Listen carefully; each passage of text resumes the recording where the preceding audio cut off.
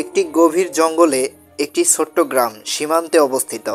গ্রামবাসীরা বলে, জঙ্গলের এক গভীর অংশে একটি সাদা গরু রাতে ঘুরে, যেটা দিনের বেলায় দেখা যায় না। সেই গরুর সাথে একটা সাদা বানরও সবসময় থাকে, এবং আশেপাশে থাকলে অদ্ভুত আওয়াজ শোনা যায়, কখনো হাসি, কখনো বা কান্নার।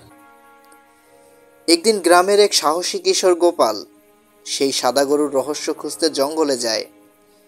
সাথে একটা পুরনো টেপ রেকর্ডারও নিয়ে যায়, যেন সে আওয়াজগুলো রেকর্ড করতে পারে। প্রতিমধ্যে সে একটা বানরের দেখা পায়, কিন্তু সেটি আচরণ করে খুব অস্বাভাবিকভাবে, যেন কিছু বলতে চায়।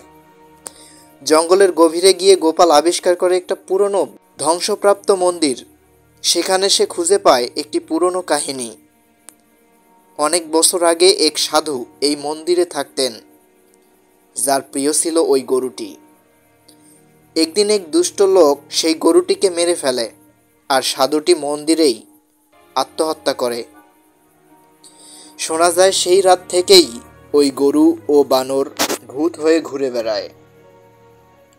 গোপাল কাহিনীটা তখন বুঝতে পারে এবং গরু আর বানরের সাথে অনেক কথা বলে।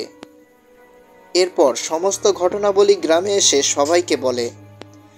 গোপালের মুখে এমন মর্মাহত কথা শুনে সকলে ভীষণভাবে অবাক হয়ে যায়, আর গল্পটা এখানেই শেষ হয়ে যায়।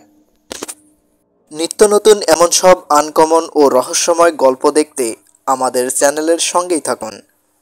আমরা প্রতিনিয়ত চেষ্টা করব আপনাদের জন্য নতুন নতুন গল্প নিয়ে হাজির হবার।